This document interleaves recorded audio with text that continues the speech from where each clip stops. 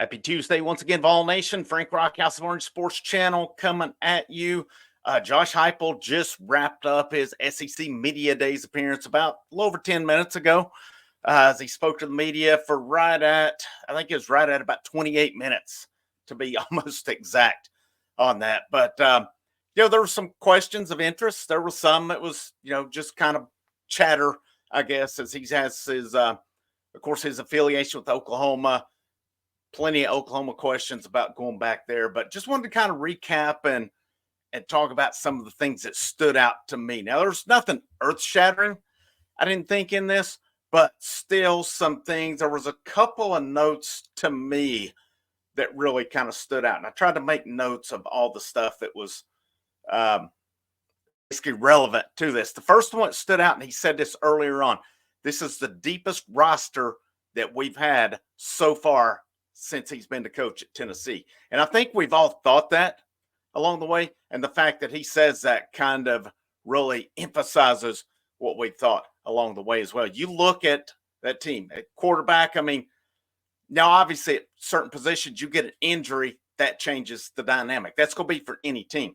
But you look across the board and there seems to be depth at every position and quality depth at that. Now, would there be a fall off if you go to a second string somewhere? Sure, absolutely, that's natural. But quality depth across the board on offense, on defense. And I'll circle back to the defense. There was a couple notes that were pretty interesting to me. Of course, talked about his trip back to Oklahoma, and says this will be his first trip back there. And maybe since he's coached there is the way I've taken it. Of course, he was a coordinator there at one point. He was fired.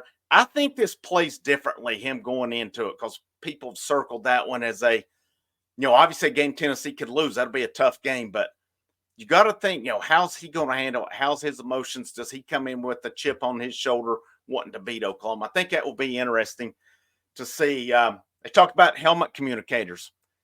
These players have helmet communicators now. They can get the feedback in quickly.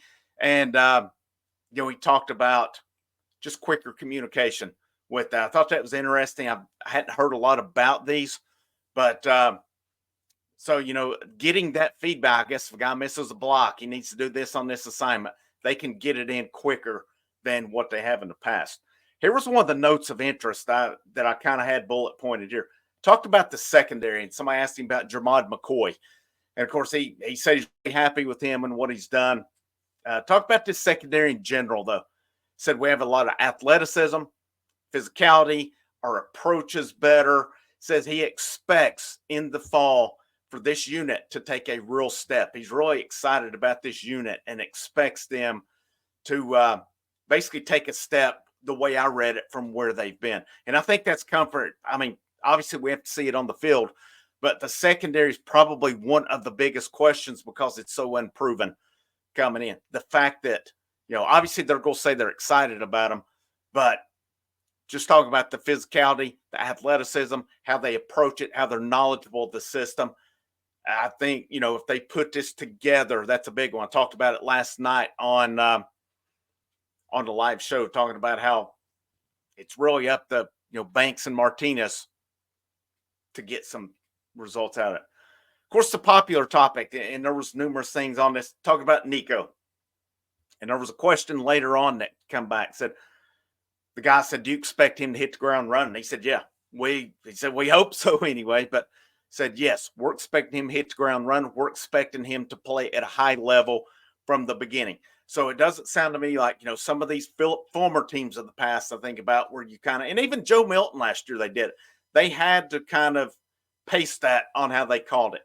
I expect with Nico, the way they talked about him, said he's extremely accurate. Of course, we know about his athletic ability, his ability to extend plays. Said what he likes about Nico when he come to campus, he'd come in wanting to earn the respect of the team. Says he's extremely hard worker. Cooper Mays was just on a minute ago talking about Nico and just talked about how he really has formed a bond with that line. They go out to eat together. So these guys are going to want to play for Nico. They're going to want to protect him. But I like that he said he's ready to hit the ground running. And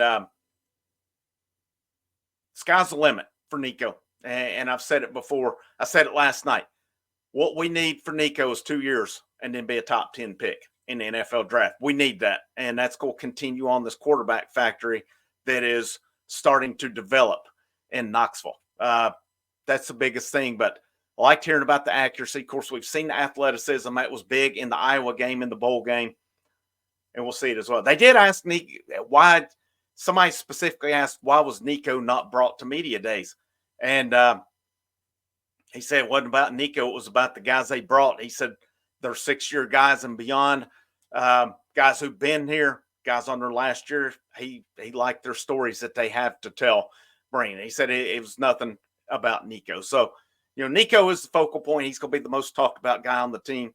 But, most of the time, that's the way it is. You get your senior. Sometimes you'll see a junior come as well. But I think that's something that's been overblown why they didn't take him. Next year, I would be surprised if they don't take Nico to SEC Media Days. Chris Brazzell, that was one. And we'll circle back. Actually, let me go ahead. I was talking about defense. I went to Nico. Talked about the new coaches, Inge and Sims. Elite teachers, says they're relationship driven. This to me was something that stood out. Now, he talked about the running backs that expects good production from them. But in particular, the linebackers. He specifically said this linebacking core, this unit, is playing its best ball that they've played as a group since he's been on campus. I think that says a lot. And I love this hire of William Inge. A little bit of an older guy, not a blue hair or nothing by any means. I don't mean but a veteran guy, relationship driven. He's gotten results. Got results at Washington when he was there. I think this was a very underrated pickup for this staff. And Brian Jean-Marie did a good job restocking this unit. I think what they needed for this unit was a guy, a teacher, a developer to take them to the next level. I didn't always think the linebackers looked the greatest coached.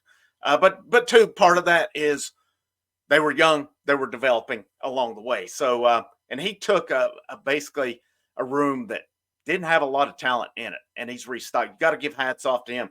But William Inge, I think, is the perfect guy at the perfect time for that linebacking unit. And, of course, you got Keenan Pili coming back as well, and what he adds to that unit, his leadership, his veteran status as he's been around. I thought that was big, what he talked about with the linebackers and the secondary.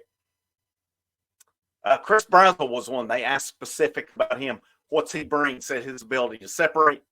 He has length. He can beat press coverage. He has size. He has explosiveness, and how he's really added in the weight room since he's came to Knoxville as well. I thought that was big because I think he's going to be a big part of this offense this year. Of course, you got Brew McCoy. Does Dante Thornton pick up where he was at? Squirrel White. Does Mike Matthews, Braylon Staley, some of these guys that coming back from last year, did they make a difference on it as well? He compared to, I see this now. Used to, with the college football roster, you compared it to teams went to JUCO to fit immediate needs. The portal has kind of replaced that now. JUCO is not as big of a deal now as it once was. And I thought that was an interesting comparison. I thought it was pretty accurate as well. Talked about how I've seen people ask, do you think baseball success affects football? Basically on these visits, when you're hosting guys around, whether it's portal, whether it's high school and stuff, when you've got these in town, whether it's, he mentioned basketball and baseball, you take in these student athletes, you take them in to take in that experience. And, I talked about it. I've got a video releasing later on. I've already recorded it. Talk about Lady Vols basketball under recruiting. They've got Nyla Brooks coming in October 18th through 20th. That is the Alabama game. I think the Lady Vols will use that as a big environment weekend for them with their recruiting. These coaches, the fact they're working together, communicating, Heupel talked about it. Sometimes with Tony Vitello, they recruit these guys who are football and baseball guys. Now, you've not seen any dual guys in a while down there, but there have been numerous guys come in with that ability. Talk about Dylan Sampson. I thought this was really, we talked about NIL. What's it for? Somebody asked him. He said it's just what he's seen. It's afforded these players and families opportunities that they didn't have before on it. And the last thing that really kind of stood out to me on it was talked about Dylan Sampson. Said, oh, yeah, he's definitely seeing increased opportunities this year. Said he's picked up pass protection. He, he's doing well with the ball in and out of his hands. And he made an interesting comment, said he can also help in the return game. And I've not heard him mention there, as I've seen it led to believe it'll probably be Boo Carter and Squirrel White in the return game. But the fact that he mentions that makes me wonder, could they possibly use Sampson as a kick returner? I think Boo Carter will be the punt returner. That kick returner game will be pretty interesting. So they asked him about North Carolina State game, and nothing substantial. I mean, he said, yeah, it's a big game, it's an important game, and their program, but nothing really earth-shattering as far as that. That was kind of my notes that I took that I thought were the big things on this. The biggest things, though, that stood out to me, deepest roster so far, and a more athletic, versatile secondary. But then, talk about that linebacker, playing the best ball they played as a group since he's been on campus. I thought those three things really stood out to me the most. And especially when we have questions about some of these units, how's this defense going to match up and stuff? And obviously Nico ready to hit the ground running. All those were not humongous newsworthy items, but still items that I think stood out in the grand scheme of things. Released a video this morning talking about the first 2 days of the baseball draft, how it affected Tennessee. I'll release one later this evening once round 3 is complete, and we'll know more of what potential guys, I guess, your transfers, your JUCO guys. Will we have some of the guys who are out of eligibility get drafted today as well? We'll talk about that. How it'll impact next year's roster. Talk about that a little bit this morning, and who I said to watch out for this evening. And like I said, I do have a Lady Vols recruiting video with a couple kind of newsworthy items on it. I'll release later on today. And the reason I didn't release them is because Heupel's getting ready to go live, and I kind of felt it defeat the purpose at that point in time. If you like the content, make sure you hit that thumbs up. You share it out to anybody. Maybe they've not run across the channel. If you haven't already liked the content, make sure you subscribe for the latest notifications. Memberships are coming in the near future. And then if you want to say thanks for the content, obviously down that bottom right corner, super thanks options, always appreciated. And they are put back into the channel to help make it a better channel, bring you the news that you're wanting. Frank Rock, House of Orange Sports Channel. Have a great rest of your day. And last but most certainly not least, go Vols.